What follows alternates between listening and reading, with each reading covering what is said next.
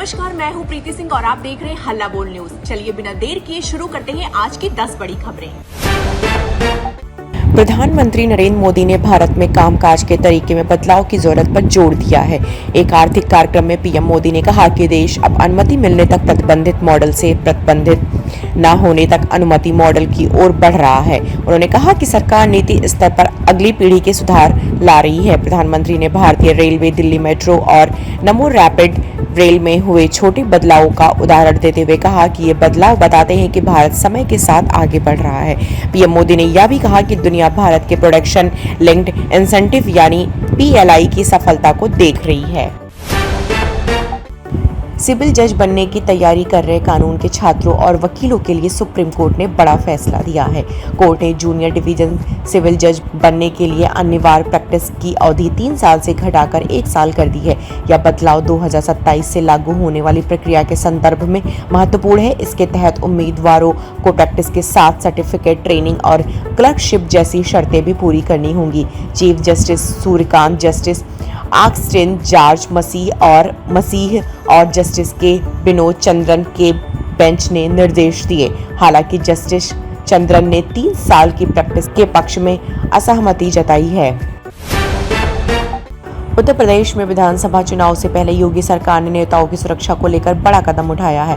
अखिलेश यादव और मायावती समेत 44 प्रमुख नेताओं के बुलेट प्रूफ जैकेट देने की तैयारी की जा रही है। सुरक्षा मुख्यालय ने करीब 10 लाख रुपए की लागत से बुलेट प्रूफ जैकेट खरीदी है। जानकारी के मुताबिक योगी सरकार के 11 मंत्रियों को भी ये जैकेट उपलब्ध कराई जाएगी। सरकार का कहना है कि यह कदम सुरक्षा व्यवस्था को मजबूत करने और संभावित खतरे से निपटने के लिए एहतियाती तौर पर उठाया जा रहा है। चुनाव से पहले नेताओं की सुरक्षा को लेकर यह फैसला काफी महत्वपूर्ण माना जा रहा है। वंदे मातरम को लेकर एआईएमआईएम प्रवक्ता वारिस पठान के बयान से राजनीतिक विवाद बढ़ गया है। वारिस पठान ने कहा कि वंदे मातरम नहीं गाएंगे, चाहे इसके लिए उन्हें फांसी पर ही क्यों न चढ़ा दिया जाए। हालांकि उन्होंने कहा कि वंदे मातरम का सम्मान करते हैं, लेकिन इसे किसी पर जबरन थोपा नहीं जाना चाहिए। पठान ने छात्रों के मुद्दे पर भी अपनी बात रखी और कहा कि जेनजी तथा छात्रों के नाम पर राजनीति नहीं होनी चाहिए। उन्होंने छात्र आंदोलनों का समर्थन करते हुए कहा कि छात्रों के दबाव के बाद सरकार को झुकना पड़ा। उनके बयान पर सियासी प्रतिक्रिया तेज होने की संभावना है। बेंगलुरु के इंजीनियरों ने किफायती एआई कंप्यूटर तैयार करने का दावा किया है। कर्नाटक में लॉन्च किए गए केईओ एआई पीसी की कीमत 18,999 रुपए से कम बताई जा रही है। इसे 2 सेमीकंडक्टर इंजीनियरों ने विकसित किया है और यह ओपन सोर्स तकनीक पर आधारित है। इसका उद्देश्य महंगे हार्डवेयर और सॉफ्टवेयर लाइसेंस पर निर्भरता कम करना है। डेवलपर्स के मुताबिक यह कंप्यूटर छात्रों, सरकारी स्कूलों और ग्रामीण इलाकों में डिजिटल शिक्षा के लिए उपयोगी हो सकता है। राज्य सरकार भी बड़े स्तर पर इसके इस्तेमाल की तैयारी कर रहे हैं। अगर योजना सफल रहती है तो कम कीमत पर एआई तकनीक आम छात्रों तक पहुंचाने में मदद मिल सकती है।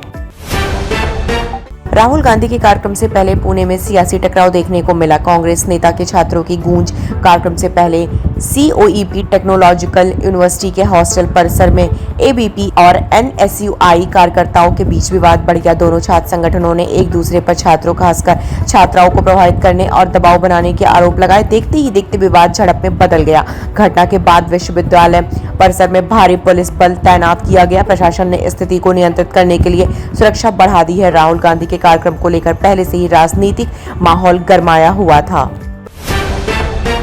कनाडा के एडमॉन्टन स्थित नानकसर गुरुद्वारे में हमले से हड़कंप मच गया। जानकारी के मुताबिक शुक्रवार तड़के एक युवक अचानक गुरुद्वारे में दाखिल हुआ और प्रार्थना स्थल की ओर जाने की कोशिश करने लगा। वहां मौजूद कर्मचारियों ने उसे रोकने का प्रयास किया, जिसके बाद विवाद बढ़ गया। आरोप है कि युवक ने 2 श्रद्धालुओं पर चाकू से हमला कर दिया। घटना में 75 और 51 साल के 2 पुरुष घायल हुए। दोनों की हालत स्थिर बताई गई है। कनाडा के प्रधानमंत्री मार्क कार्नी ने घटना को भयावह बताया है। पुलिस मामले की जांच कर रही है और हमले के कारणों का पता लगाने का प्रयास किया जा रहा है। उत्तर प्रदेश में लगातार बारिश के कारण कई इलाकों में बाढ़ जैसे हालात बने हुए हैं। गंगा और घाघरा समेत 6 नदियां खतरे के निशान से ऊपर बह रही है और 13 जिलों में स्थिति चिंताजनक बताई जा रही है।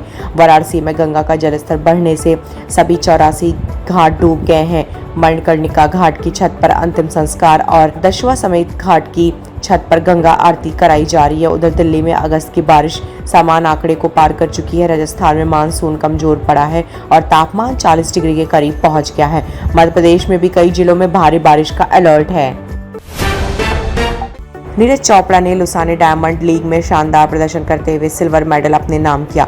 भारत के स्टार जेवलिन थ्रोअर ने अपने दूसरे प्रयास में 88.05 मीटर का थ्रो किया, जो इस सीजन और पिछले करीब एक साल का उनका सर्वश्रेष्ठ प्रदर्शन बताया जा रहा है। हालांकि नीरज खिताब से सिर्फ 9 सेंटीमीटर दूर रह गए। श्रीलंका के रोमेश पाथिरागे ने 88.14 मीटर के थ्रो के साथ गोल्ड मेडल जीता।